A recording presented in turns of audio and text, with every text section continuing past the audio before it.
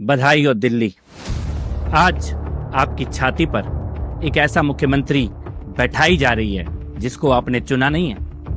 अगर मैं आपसे पूछूं कि देश में कम्युनिस्ट वामपंथी मुख्यमंत्री कहां कहां रहे तो आप बोलेंगे कभी त्रिपुरा में थे, केरल में हैं और एक जमाने में बंगाल में होते थे। लेकिन आज देश की राजधानी में एक कम्युनिस्ट को बैकडोर एंट्री के माध्यम से मुख्यमंत्री की कुर्सी पर बिठाया जा रहा है। दिल्ली देश का ऐसा चौथा राज्य बन गया है जहां का मुख्यमंत्री एक कम्युनिस्ट, एक वामपंथी है। यह कम्युनिस्ट विचारधारा जो पूरी दुनिया में दम तोड़ चुकी है, भारत की राजधानी की छाती में छल के माध्यम से, बैकडोर के माध्यम से इसको बिठाने की साजिश रची जा रही है। जी हां, मैं बात कर रहा हूं मोहिनी ड्रामा थिएटर ग्रुप की एक्ट्रेस आतिशी मारलीना की, कॉमरेड मारलेना। क्या आपने कभी सोचा है कि जीवन भर अपने नाम के पीछे ये जो मारलीना लगाकर आतिशी सजाकर मारलीना घूम रही हैं, इस मारलीना का मतलब क्या है? क्योंकि इस मारलीना के मतलब के पीछे छुपा है आतिशी और उनके परिवार का वो राज जो दिल्ली की जनता को जानना जरूरी है। उनकी मानसिकता और उनकी विचारधारा का सच। मारलीना बना है मार्क्स और लेनिन से। जिन्हें पता नहीं हो उन्हें मैं बताना चाहता हूं कि कार्ल मार्क्स को वामपंथी विचारधारा का जनक कहा जाता है और लेनिन वामपंथी विचारधारा के सहारे रशिया में तख्ता पलट करके वामपंथी तानाशाही को स्थापित करने वाले व्यक्ति के तौर पर जाने जाते हैं। वामपंथी कई देशों में सत्ता में आए, जैसे चाइना में, कंबोडिया में, नॉर्थ कोरिया में, अफ्रीका, अफगानिस्तान, यूरोप के कुछ ईस्टर्न देशों में, वियतनाम में, लैटिन अमेरिका में। लेकिन दुनिया अभी भूली नहीं है कि वामपंथी शासकों ने इन देशों में क्या किया, किस प्रकार से राजनीतिक विरोधियों का, निर्दोष लोगों का और सामान्य नागरिकों का नरसंहार किया गया। वामपंथी शासकों ने पिछले 100 सालों में लगभग 100 मिलियन यानी 10 करोड़ लोगों की हत्याएं की हैं।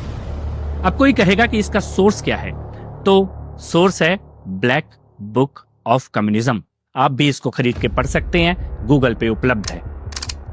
अगर हम देखें निर्दोष लोगों की हत्या, नरसंहार, जीनोसाइड करने की स्पीड के मामले में वामपंथियों ने जिहादी, इस्लामिक विचारधारा और ताकतों को भी काफी पीछे छोड़ दिया।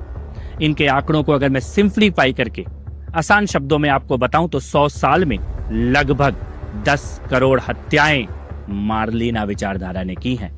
एक साल में ऑन एन एवरेज 10 लाख हत्याएं मारलीना, मार्क्स, लेनिन की विचारधारा ने की है। एक महीने में लगभग 83,333 और हर दिन 2,777 लोगों का खून इसी मारलीना विचारधारा के सिर पर है। प्रति घंटे 115 लोगों की हत्याएं कम्युनिस्ट, मार्क्सिस्ट, लेनिनवादी मारलीना विचारधारा के द्वारा इस दुनिया में की गई है। और इसी हत्यारी मानसिकता से प्रेरित होकर अपने नाम के पीछे मारलीना लगाकर घूमने वाली एक व्यक्ति को आज दिल्ली का मुख्यमंत्री बनाया जा रहा है। एक माहौल बनाने की कोशिश की जा रही है कि इनकी डिग्री ऐसी है, ये वहां से पढ़ी है, ये वहां से पढ़ी है, इनकी शिक्षा ऐसी है। लेकिन डिग्री और शिक्षा से व्यक्ति की विचारधारा नहीं बदलती। दुनिया के सबसे बड़े बड़े आतंकवादी बड़ी बड़ी डिग्रियां लेके घूम रहे थे। दुनिया के सबसे बड़े बड़े हत्यारे जिन्होंने सत्ता में आके तानाशाही स्थापित की, नाम के पीछे डिग्रियां उनके भी लगी हुई थी।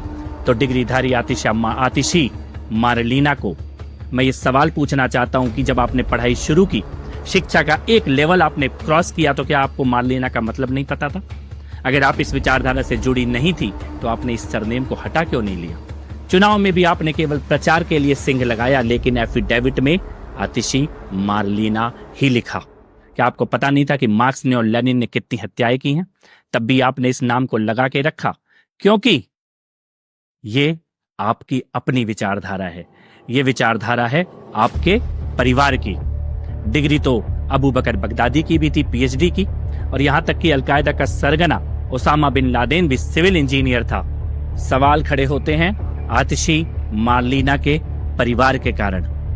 अंग्रेजी में एक कहावत है, the Apple doesn't fall far from the tree, मतलब बच्चे माँ बाप के संस्कारों के हिसाब से ही बड़े होते हैं। और अगर हम देखें कि आतिशी के माँ बाप के संस्कार क्या हैं, इनकी माताजी जिनका नाम तृप्ता वाही है, और पिताजी कॉमरेड विजय, ये दोनों लोग अब दिल्ली के मुख्यमंत्री के घर में कभी भी आने जाने के लिए स्वतंत्र होंगे, रहने के लिए स्वतंत्र होंगे।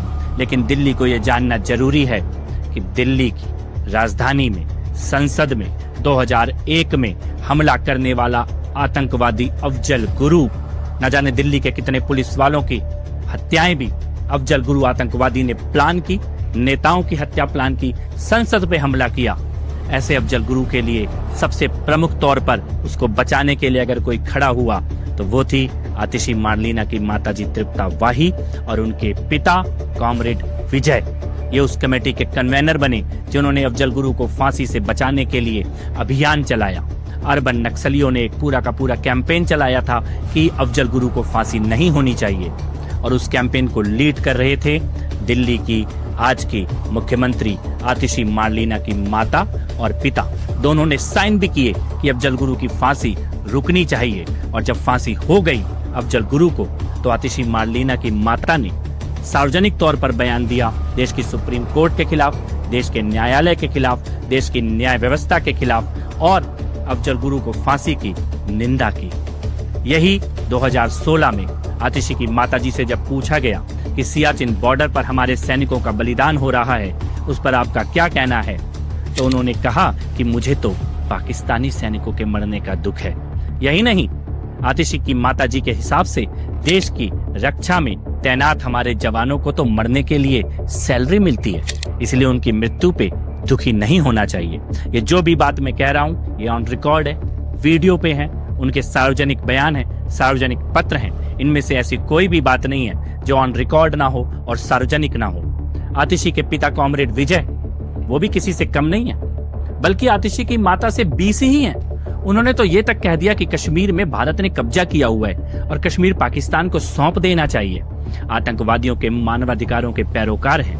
अफजल हम शर्मिंदा हैं, तेरे कातिल जिंदा हैं, ये गीत गाने वाले आतिशी के पिता हैं, आतिशी की माता हैं, और उस आतिशी को आज दिल्ली के मुख्यमंत्री के पद पर बैठाया जा रहा है।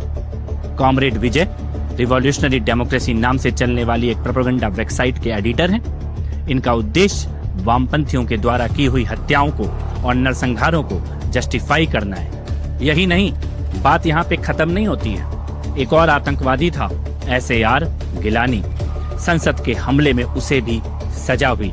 आतिशी के माता पिता और SAR गिलानी की दोस्ती जग जाहिर है, किसी से छिपी हुई नहीं है। ये तो बात हुई आतिशी के माता पिता की। अगर हम बात करें आतिशी के खुद की, तो उनके खुद के वीडियो हैं, उनके खुद के सार्वजनिक सभाओं में दिए हुए भाषण हैं, जहाँ पे वो ये कह रही हैं कि मोदी को रोकने के लिए गुंडों को और हत्यारों को भी वोट देना पड़े तो दे देना। बात हो रही थी तो कहते हैं जी हमारे इलाके का कैंडिडेट गुंडा है, मैं क्या करूं? ऐसे अभी आंख बंद करके कोalition को डाल के जाके वोट डाला, because this is an election जहाँ पे बीजेपी को हराना जरूरी है। वो तो ये तक कह रही हैं कि आम आदमी पार्टी को भी वोट मत दो, किसी भी गुंडे को, किसी भी अपराधी को वोट दे दो, लेकिन बीजेपी को और मोदी को मत आने दो। सार्वजनिक तौर पे दिया हुआ ये बयान और किसी का नहीं, दिल्ली की आज की मुख्यमंत्री कॉमरेड मार्लिना का है। जैसे पप्पू दुनिया में घूम घूम के भारत के बारे में उल्टा सीधा बोल रहे हैं, भारत की बदनामी कर रहे हैं, कुछ वैसा ही आतिशी भी 2023 में कैम्ब्रिज इंडिया कॉन्फ्रेंस में कर चुकी हैं। देश के खिलाफ विदेशों में जाके बोलने का इतिहास केवल माता पिता ने नहीं बनाया है, आतिशी खुद भी उसी इतिहास को, परंपरा को, अपने परिवार की देशद्रोही परंपरा को आगे बढ़ा रही हैं। India ranks 132 out of 191. This is India at 75. And I think that a lot of countries, which we regard, especially our neighbors, in comparison to whom we consider ourselves far more developed and far more economically ahead of, are much ahead of us in these indicators. This includes Bhutan, this includes Sri Lanka, this even includes Bangladesh, which has a higher ranking on the Human Development Index than India does. We're told that India has the largest number of billionaires, growing billionaires.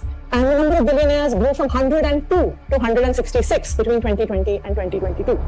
But there's another figure also that grew from 2020 to 2022, and that is the number of hungry people in the country, those who do not have enough food. And that number in the same period, when the number of billionaires was going up, went from 19 crores to 35. आने वाला समय दिल्ली के लिए चुनौती का है। दिल्ली का हाल और भी बेहाल होने वाला है। फ्रॉड केजरीवाल के धोखे के बाद अब कॉमरेड मार्लिना दिल्ली की सत्ता पर बैठी हुई है। हमें हमारी दिल्ली को बचाना होगा और इसके लिए हमें भी कुछ करना होगा। हमें इनकी सच्चाई को, केजरीवाल की असफलता को, कॉमरेड मार्लिना की सच्चाई को, इनकी जहरीली विचारधारा को, इससे पहले कि ये दिल्ली के एजुकेशन सिस्टम में जहर बोएं, इससे पहले कि वामपंथी विचारधारा से, नक्सली मानसिकता से दिल्ली के लोगों को इस जहर से प्रभावित कर पाएं, हमें इनकी सच्चाई बतानी होगी। हमें दिल्ली के घर घर में जाना होगा, पहुंचना होगा।